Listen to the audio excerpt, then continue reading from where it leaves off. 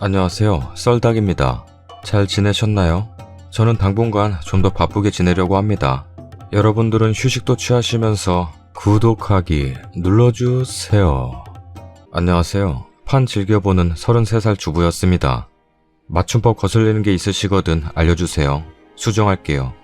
글을 쓴 이유는 많은 분들이 신랑 잘못으로 하는 이혼임에도 불구하고 감정적으로 대처하시길래 속상해서 엿먹이는 걸로 충분? 아니에요. 있는 재산 다 긁어 나오는 게 최고의 빅엿이에요.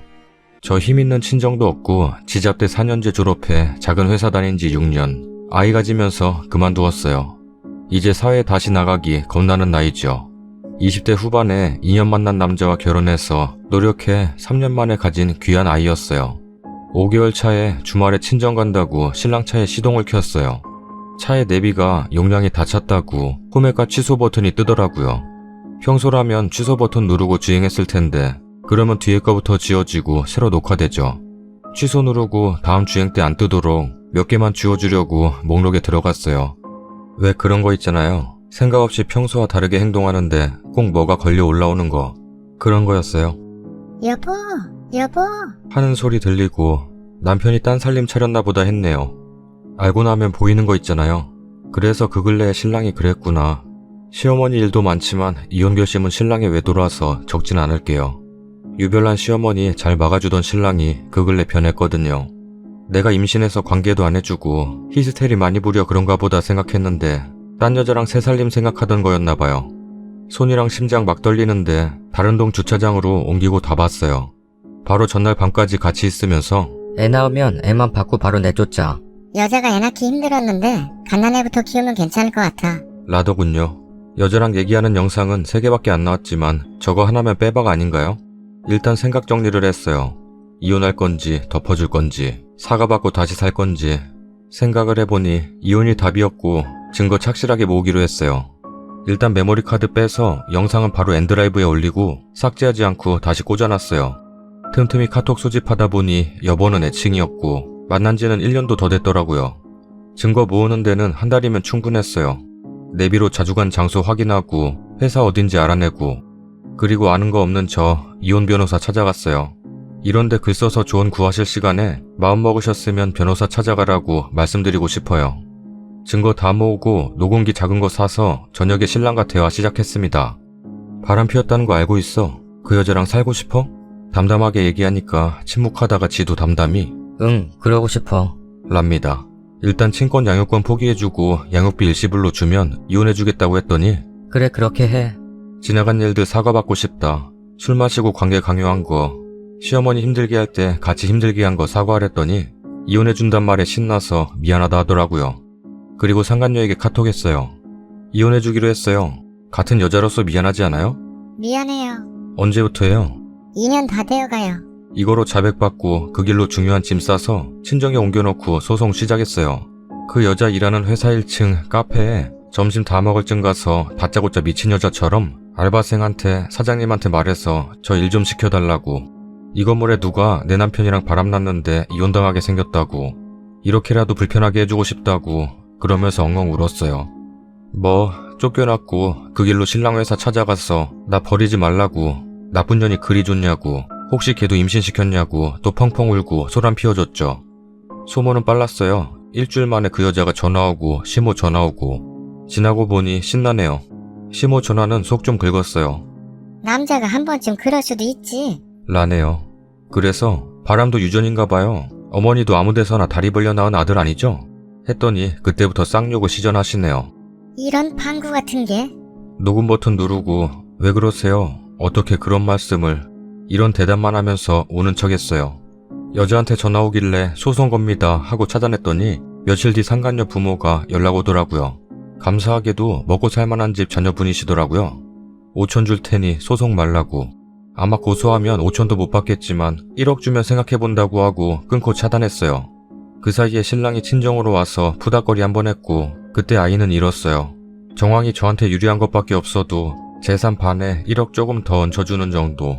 풍비박산 낼 수는 없었어요. 이혼 끝나고 현재 상간녀에게도 소송 중이에요.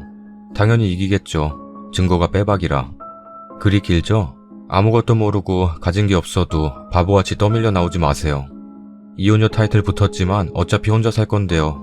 이만큼 해낸 내가 뭔들 못하겠어요. 식당 일을 해서라도 이 한 번 건사할 수 있어요. 풍기문란으로 둘 다 회사에서 잘리고 전 남편은 상간녀에게 차이고 저는 재산이 불었어요. 싱글맘, 돌싱분 모두 더 행복해지셨으면 좋겠어요. 추가 글입니다. 간통은 형사사건, 상간녀 위자료 청구 소송은 민사사건, 간통은 폐지됐고 형사사건은 한 번 접수하면 물릴 수가 없대요. 제가 현재 진행하고 있는 건 민사사건인 상간녀 손해배상 위자료 청구고요. 제일 중요한 건 상간녀가 유부남인지 알고 만났냐 모르고 만났냐예요. 그리고 그 증거, 그게 제일 중요해서 감정적으로 엎으면 바람난 둘이 준비를 해서 은폐할 수 있으니 감정적 대처가 아니셨으면 해서 글 썼어요. 신랑은 접근 금지 상태고 민사는 취소할 수 있어서 최대한 천천히 진행 중이에요. 피말리려고 하는 거라서.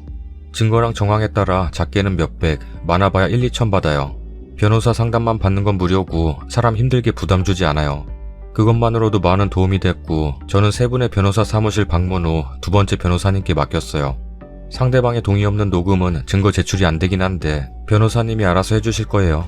상간녀 부모가 1억 준다고 취하 부탁한다는 연락받았고 저는 1억 5천으로 올렸으며 사실 취하해줄 생각도 없어요. 톡이 돼서 1, 2주 내로 그 여자도 보게 될 수도 있겠죠.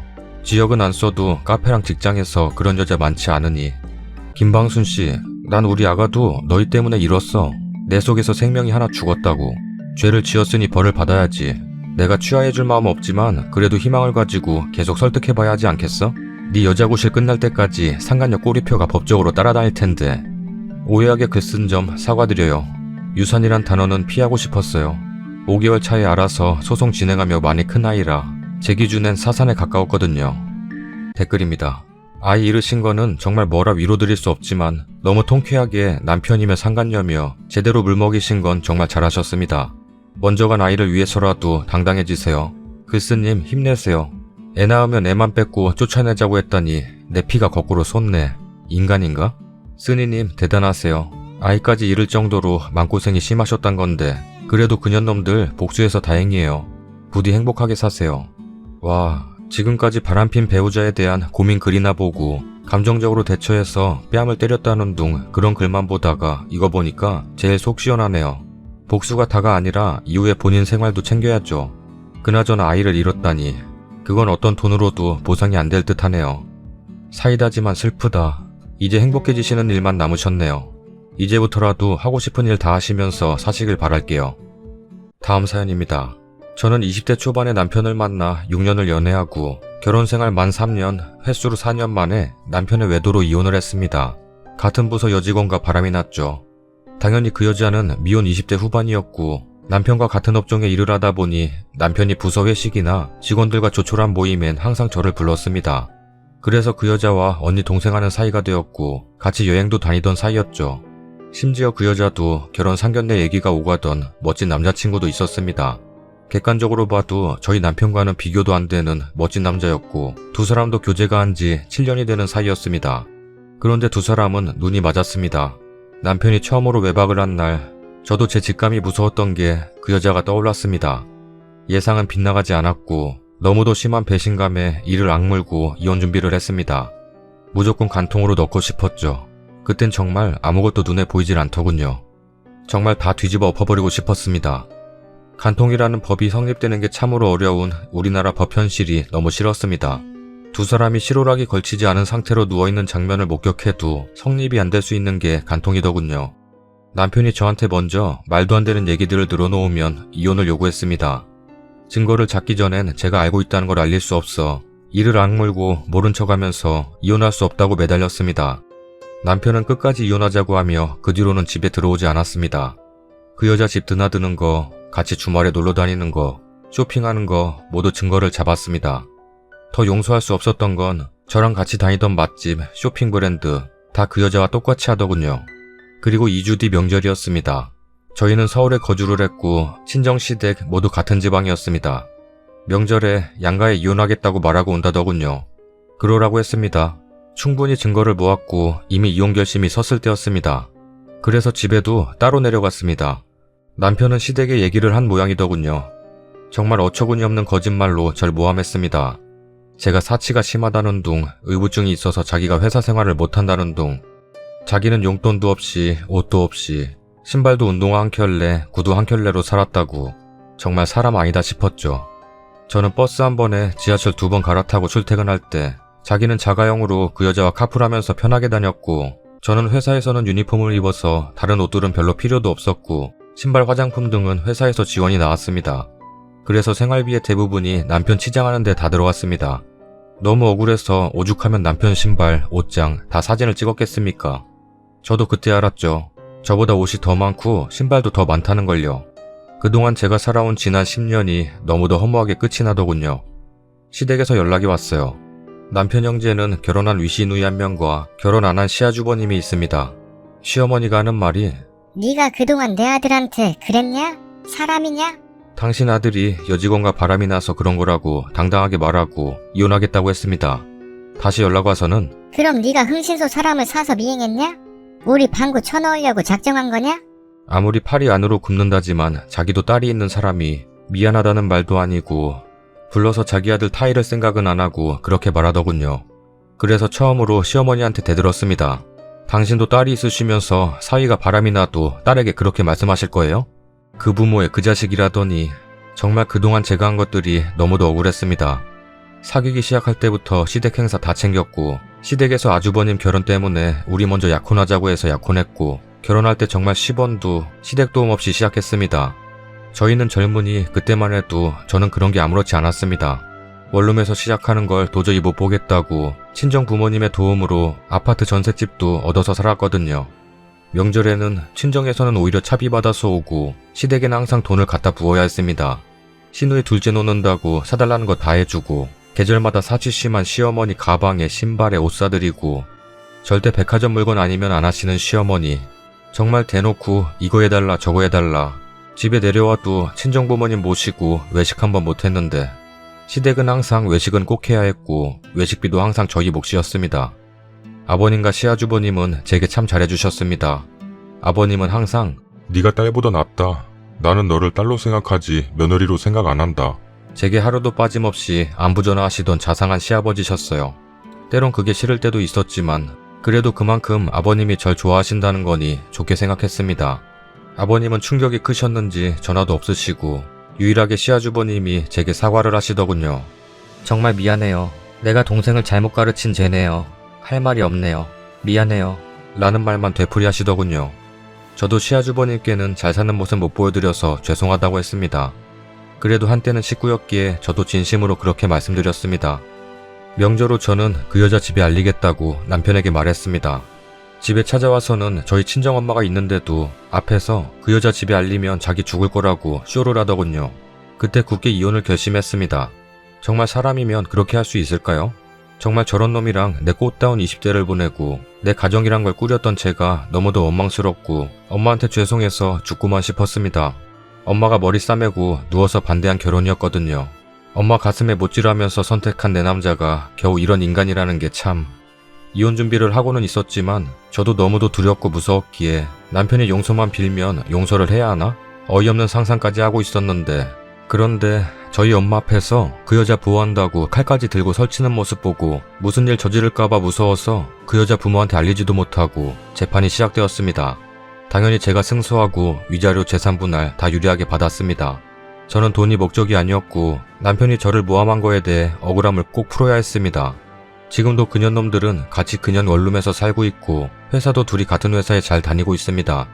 처음엔 제가 3류 드라마 주인공이 된 게 참을 수 없이 비참하고 싫었습니다. 드라마 보면 회사 가서 여자 머리 쥐어뜯고 회사에서 망신 주고 하잖아요.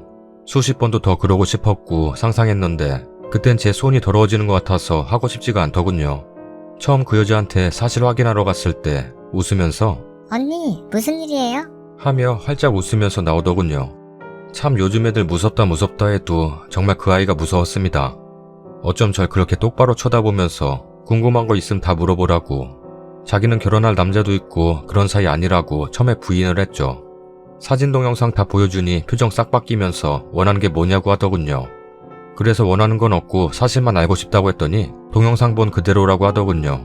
바로 그 여자 남자친구한테 알렸습니다. 그 사람이랑도 한번 식사한 적이 있어서 알고 지내던 사이거든요. 넷이서 식사한 적도 있는데 참 지나고 생각하니 두 사람의 행각에 치가 떨리네요.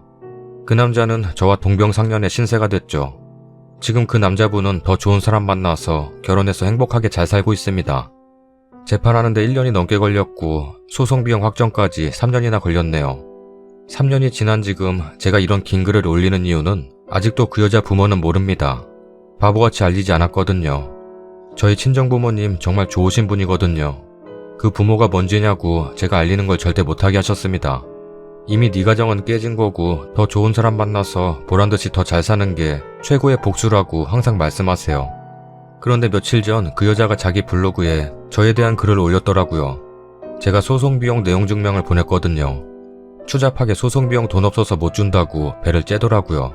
그러면서 블로그에 하는 말이 내가 아는 여자, 아니 잘 알지는 못한다. 나이, 이름, 그 여자 인생의 에피소드 하나 정도. 네가 참 불쌍하다.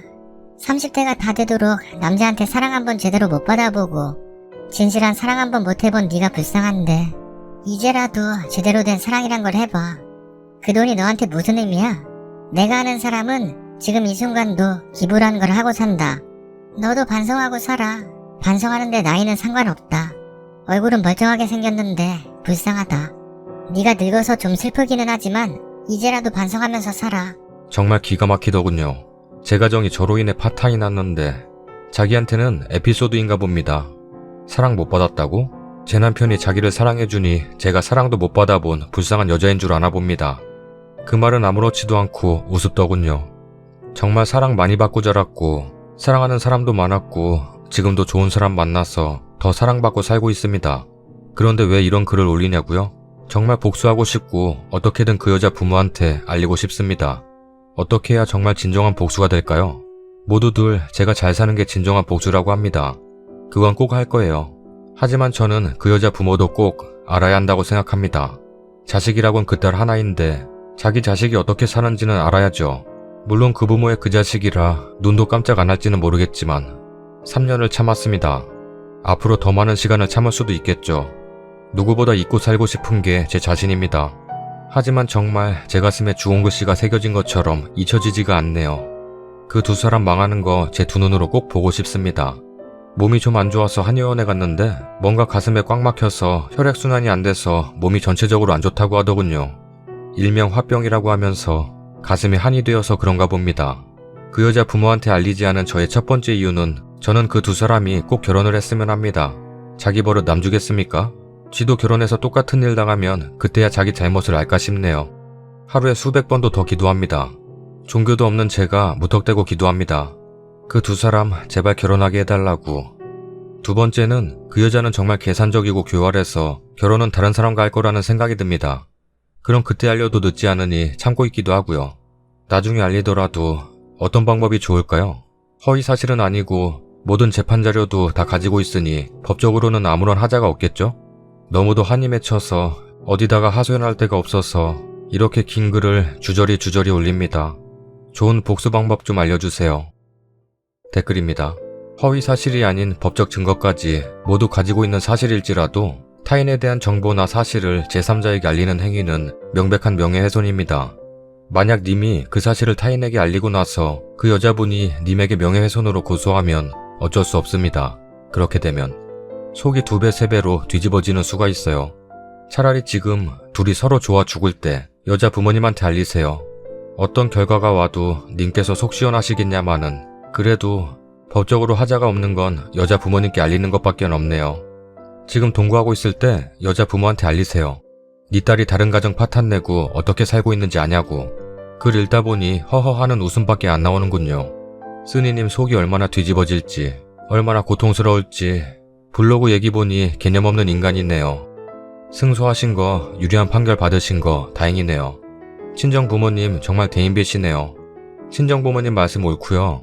인간 같지도 않은 그런 인간들과는 아예 연을 끊으세요. 한이 맺히고 복수하고 싶고 정말 이해는 하지만 그래도 쓰니님 자신을 위해서 블로그도 가지 마시고 그쪽 부모에게 알리려고 하지도 마세요. 이렇게 댓글 달 수밖에 없는 마음도 편치 않네요. 쓰니님 고통이 눈에 보이는 듯해서 쓰니님 자신을 위해 이제 더 이상 그쪽으로는 신경을 쓰지 마시길 위로드릴게요. 열등감, 복수심, 이런 게 사실 엄청난 에너지를 소모하게 만드는 감정이라 이거를 어떻게 발전시키느냐에 따라 인생이 달라진다고 봅니다. 쓰니님이 갖고 계신 복수심, 당연한 거고 이해됩니다. 진정한 복수는 나를 배반한 상대방이 나와 헤어진 것을 아쉬워하게 만드는 거라고 읽은 적이 있어요.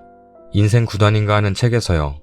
그 책을 쓰신 분이 아주 억울하게 이혼당한 것 같았는데 나중에 잘 되어서 전남편을 만났는데 전남편이 이혼한 것을 후회하기에 그러지 말라고 다독여주고 왔다는 글을 봤어요. 지금 이 불타오르는 복수심으로 열심히 외모도 가꾸고 직업적 커리어도 가꾸세요.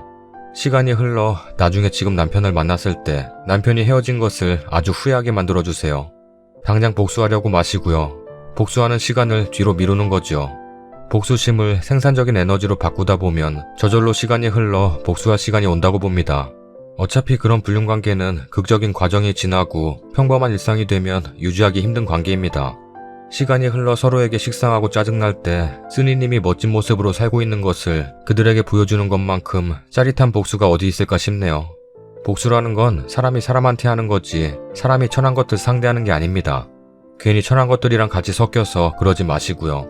천박한 것들은 그리 살라고 냅두세요. 블로그 왜 보셔서는 지가 무슨 파워 블로그라도 된대요? 관심도 없네 하고 쿨하게 씹어주세요. 그리고 소송비용 받으시고요.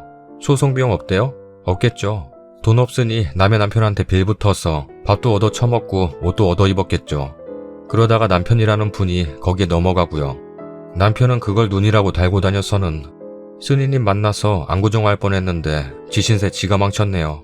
남편이라는 놈께서는 빌어먹은 김에 마저 빌어먹으라고 하세요. 블로그에 글이 올려놓은 거 화나시면 유튜브 썰닭이라는 채널에 쓰니님 사연 한번 올려놓으세요. 생각할수록 열받네.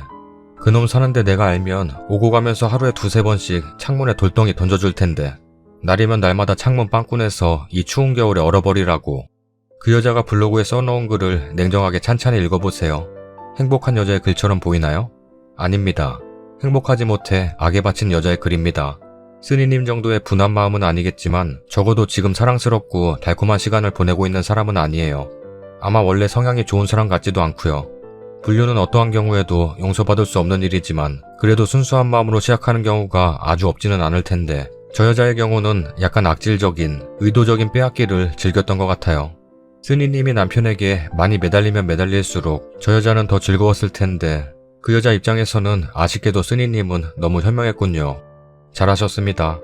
남자친구는 이미 결혼을 했고 과거에는 온갖 좋은 것을 다 베풀어줬을 유부남이었지만 이제는 자기 원룸에 더부살이하는 남자일 뿐이고 한편으로는 쓰니님에 대한 근본적인 질투심에 이글거릴 것이고 금지된 관계에서 서로 불타올랐을 감정도 이젠 시큰둥해질 시기이고 알아서 자멸해 갈 테니 쓰니님은 받아낼 돈은 냉정하게 받아내고 그 사람들을 놓아버리세요.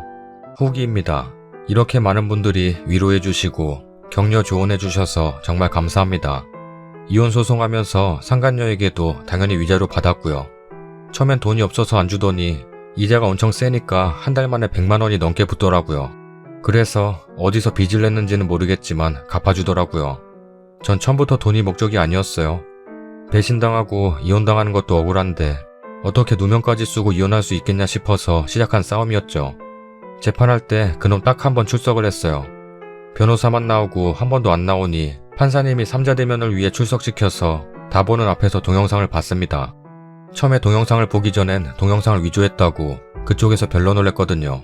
그 상간녀가 새 옷 빼입고 구두 신고 머리 미용실 가서 드라이까지 하고 화장 떡칠하고 왔더라고요.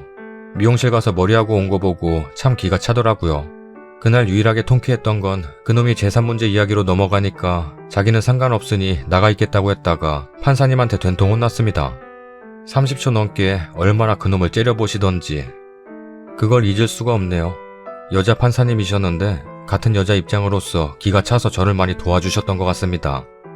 혹시 같은 문제로 이혼하시는 분들이 계시면 남편이 불륜 저지르는 날부터라도 일기를 쓰세요. 남들이 읽어도 눈물이 날 만큼 간절하게요. 많은 도움이 되었던 것 같아요. 결혼 전 친정 도움으로 집을 구했잖아요. 당연히 이혼하는 마당에 그쪽에서 오리발 내밀었는데 다행히 은행 계좌로 엄마가 제 통장으로 넣어준 증거가 있어서 전세금 분할 안 하고 고스란히 받을 수 있었죠. 지금 그년 놈들은 새로 무역회사 차려서 남편 놈이 사장이고 그년도 따라 입사한 것 같아요. 미국 회사 새로운 브랜드 옷을 한국에 영입하려고 한다네요. 그때 그 브랜드 한국 입성하면 돈이 없는데 어떻게 무역회사를 차렸는지는 모르겠지만 바지 사장인 것 같긴 해요. 거기 투자한 사람 또 망하겠네요. 전에도 딱 1년 바지 사장하고 잘렸더라고요. 시어머니 되시는 분은 아들이 바지 사장이라도 하니 이혼하고 사장 됐다고 큰소리치며 저랑 이혼하고 팔자 폈다고 소문을 내고 다니더라고요. 우습게도 시댁과 동네는 다르지만 같은 구에 살거든요. 암튼 1년 만에 사장질은 끝났지만 어딜 가나 오래 회사 못 다니는 사람이거든요. 저희 부모님도 그러세요. 이제라도 근원과 상식이라고는 없는 시댁에서 벗어난 거에 감사하자고요. 큰 인생 공부했다고 생각하려고요. 부모님이 반대할 때는 다 그만한 이유가 있는 거고 혼사 문제만큼은 어른 말 들어서 틀린 거 없다는 걸 알게 되었죠. 저도 제가 화병이 있다고는 상상도 못했어요. 지금 새로운 일도 잘 되고 있고 새로운 공부도 하고 있고 사람 같지 않게 행동해준 놈 때문에 단 하루도 미련 같은 건 없었거든요. 그것만 해도 어쩌면 그놈한테 고맙더라고요. 사람 같지 않게 굴어줘서 덜 힘들게 해주더라고요. 한결같은 사람이 더 많지만 사람 변하는 거 한순간이더라고요. 혹시 지금 결혼 때문에 부모님과 의견 충돌이 있으신 분들은 부모님 말씀 잘 들으세요. 아무튼 모두들 정말 진심으로 위로해 주셔서 감사합니다. 많은 위로가 되었고 힘이 나네요. 정말 감사해요. 많은 위로가 되기 전에 힘이 나기 전에 구독하기 눌러주세요. 감사하다고 하기 전에 고맙다고 하기 전에 구독하기 눌러주세요. 구독할까 말까 고민하기 전에 댓글 달까 말까 고민하기 전에 구독하기 눌러주세요.